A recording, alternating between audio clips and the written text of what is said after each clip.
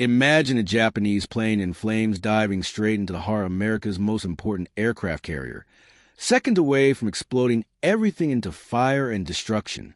Suddenly, an ordinary mechanic, without anyone ordering him, drops everything, runs across the open deck under trace of bullets, jumps into the seat of a parked bomber, and starts firing twin .30 caliber machine guns right in the suicidal pilot's face. He deflects the impact by millimeters, saves the ship and hundreds of lives.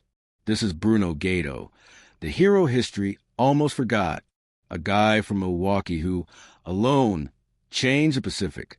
Want to know how he died afterward? Stay until the end, because the story gets even heavier. It was the beginning of 1942, and the Central Pacific Ocean looked like an endless battlefield, where every wave carried the weight of revenge and fear. The USS Enterprise, affectionately nicknamed Big E by its crew, sliced through the waters at full speed, trying to escape a deadly hunt. Only 8 weeks had passed since that fateful Sunday, December 7th, 1941, when Japanese planes turned Pearl Harbor into a hell of twisted metal, burning oil on the surface, and once invincible battleships turned on their sides like abandoned carcasses. The American Pacific Fleet, the nation's pride, lay in pieces. But the Enterprise had survived by a hair. A weather delay kept it away from the attack. And now it carried on its shoulders the responsibility of showing that the United States could still strike back. On that February 1st, the Big E had just completed its first offensive mission of the war, a surprise attack on Japanese bases in the Marshall Islands. Planes from the carrier had taken off before dawn, diving over Kwajalein and other atolls, destroying aircraft on the ground, sinking anchored ships, and reducing coastal installations to smoking rubble. It was retaliation small in scale but immense in meaning. America, wounded and humiliated, was showing its teeth the first time since Pearl Harbor. However, the withdrawal would not be peaceful. Around 1:40 p.m., as the Enterprise accelerated away from the danger zone, 5 Mitsubishi G-3M bombers, known to the Allies as Nell, appeared on the horizon, flying low and fast at about 10,000 feet. The ship's anti-aircraft batteries exploded in fury. Guns of various calibers spat projectiles that traced bright lines across the blue sky, as if the ocean itself were firing upward. F-4F Wildcat fighters from the Combat Air Patrol dove on the attackers, ripping fuselages with machine gun bursts. For the bombers, under pressure, released their loads, 15 bombs in total, which exploded harmlessly in the water, just yards from the Enterprise's stern. The pilots turned and fled toward their bases. But the fifth plane did not follow suit. Lieutenant Kazuo Nikai was piloting a machine already doomed. Its engines belched thick black smoke, the fuselage riddled with holes from the Wildcats. He knew he would never make it home. Instead of attempting an impossible landing, Nikai made a radical decision, something the world did not yet call kamikaze, a term that would only become official years later. He turned the controls and pointed the flaming nose straight at the Enterprise's flight deck. Down below, on the narrow side walkway called the catwalk, Bruno Gaido, a 25-year-old aviation machinist, watched everything with wide eyes. The young man from Milwaukee saw the flames licking the enemy engine cowling, saw the plane growing larger every second, saw that the ship's defenses were not stopping it.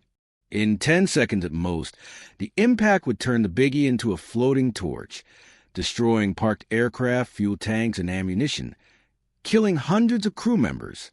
Panic was palpable, but Gaido did not freeze. His instinct spoke louder than any regulation. Instead of ducking or running for cover, he left the relative protection of the catwalk, sprinted across the open deck, a vast, exposed space where trace of bullets flew in all directions, and reached a parked SPD Dauntless, No. 6 S5, belonging to his own scouting squadron. Without thinking twice, Gaido climbed into the rear seat, grabbed the twin .30 caliber machine guns, swung the turret toward the descending inferno, and opened fire. The sound of the guns was deafening, the recoil violent against his body. From the high bridge, Vice Admiral William Bull, Halsey watched the surreal scene.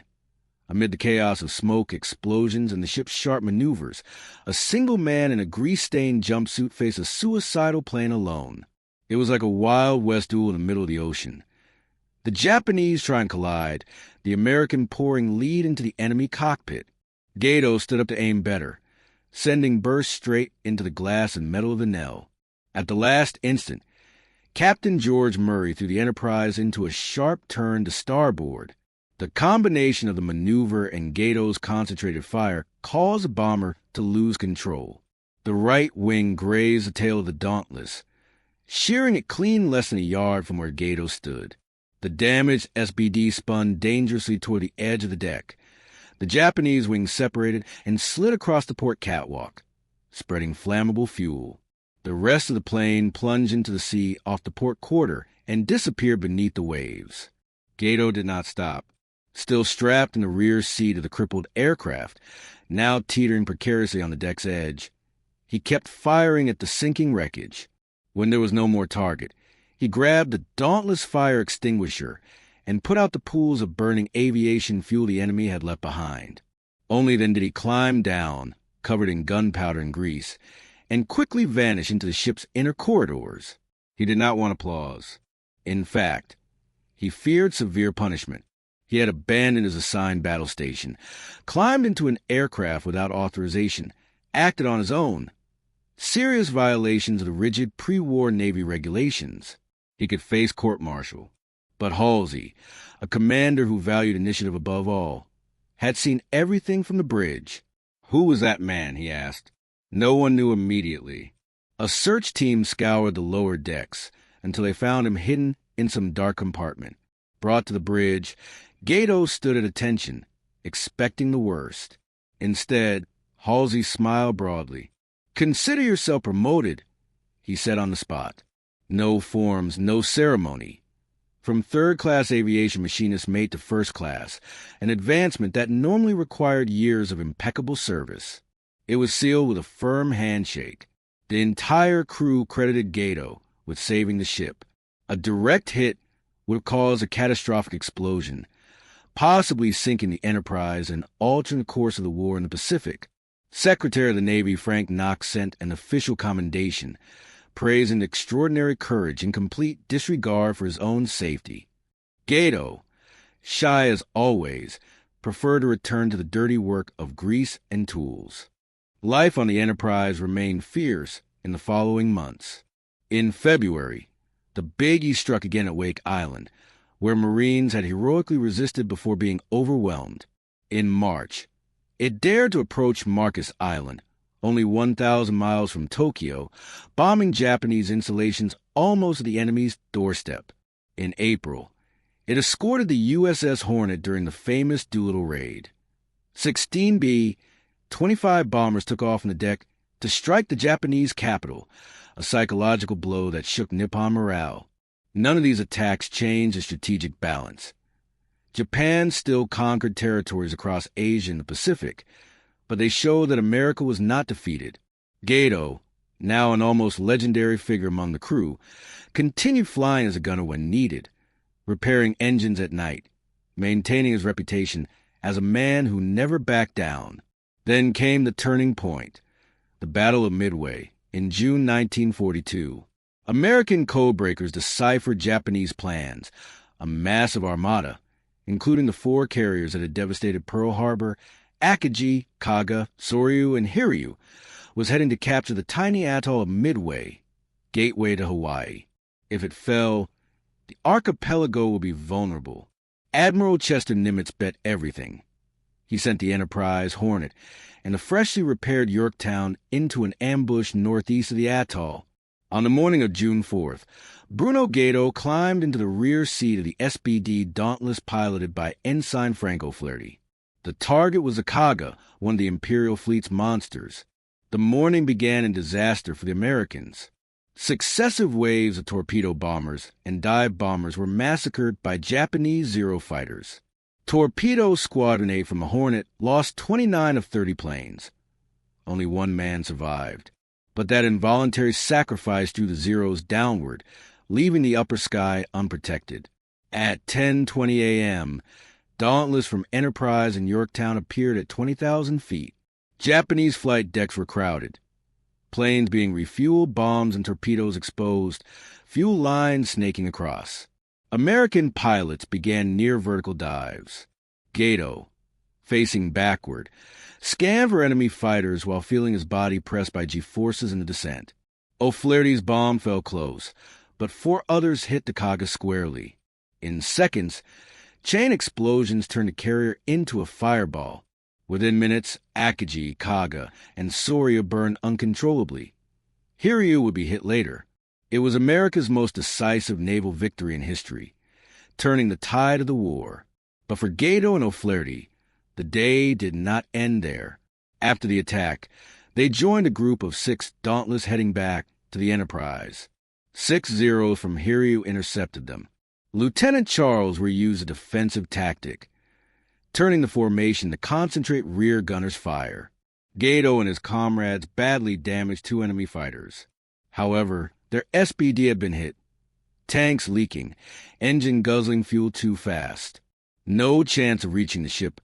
O'Flaherty ditched in the open sea, about 20 miles from the Japanese wrecks. The 2 inflated the life raft. Another American pilot noted the position. Help would come, they thought, but the Japanese destroyer Makagumo arrived first. The Makagumo's crew, traumatized by watching 3 carriers burn and sink that morning, captured the 2 airmen. For 11 days, Gaido and O'Flaherty were intensely interrogated. Carrier force strength, Midway defenses, American plans. The Japanese claimed to have obtained useful information from Gaido, but this was unlikely. He had never set foot on Midway and knew no land details. Probably under extreme pressure, they gave false or plausible data to buy time. Gaido, the man who ran toward a flaming suicide plane, was not the type to break easily. On June 15th, 11 days after Midway, Captain Isamu Fujita received orders to dispose of the prisoners. He asked for volunteers for the execution. None stepped forward. Even after so much loss, the sailors refused to murder 2 helpless men. The order was postponed. But at midnight, a small group received direct command. They tied Gaido and O'Flaherty with ropes, attached heavy fuel cans as weights, and threw them overboard. They drowned in the darkness of the Pacific, in the same ocean where their dive bomber had helped destroy Japan's naval pride. Surviving crew accounts years later describe both men maintaining stoic dignity to the end. The truth remained hidden for 3 years. Gaido was declared missing in action in July 1942 and presumed dead in June 1943, on the anniversary of Midway. His mother, Clementina, in Milwaukee, received the devastating telegram and never recovered. She died less than 2 months later, consumed by uncertainty. In April 1943, Gaido received the Distinguished Flying Cross posthumously for his heroic devotion at Midway, citing valuable assistance to his pilot with information on enemy movements. Only after Japan's surrender in 1945 did American investigators access naval records and learn the fate aboard Makagumo. The execution was classified as a war crime, but with no punishment. Fujita and most responsible parties died in the war. Makagumo itself sank in February 1943, exactly 1 year after Gaido's heroic act. Bruno Peter Gaido was only 26 years old. He served in the Navy for 20 months, from October 1940 to June 1942. In that short time, he participated in the Pacific War's first offensive raid, saved the Enterprise from a precursor kamikaze attack, helped sink the Kaga at Midway, and paid the ultimate price. His body was never recovered.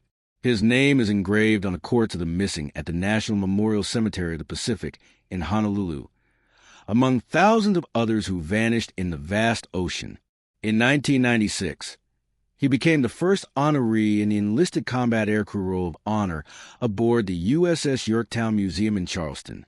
Norman Dusty Kleiss, the pilot who gained confidence with Gaido in the rear seat during his qualification, lived to tell the tale. He scored hits on 3 Japanese ships at Midway, all sunk, earned the Navy Cross, and died at 100 in 2016.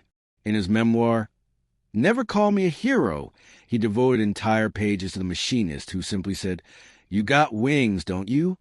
That simple phrase summed up Bruno Gaido, an ordinary boy from a working-class family who fixed engines, shot accurately, and, when the moment came, chose to run toward danger instead of away. He did not see the final victory, did not witness Japan surrender on the Missouri, did not march in parades. He died in the cold darkness of the Pacific, bound and sinking. But on February 1st, 1942, when he left the safety of the catwalk and faced a burning plane, Bruno Gaido demonstrated what one individual can do when deciding to act. He saved a legendary ship. He saved hundreds of lives. And he proved that true courage is not the absence of fear. It is feeling the terror and, even so, jumping forward. His story, almost erased by time, lives on because it reminds us heroes are not born on magazine covers. They emerge on grease-stained decks, in seconds of decision, when the whole world depends on one ordinary man who chooses not to retreat,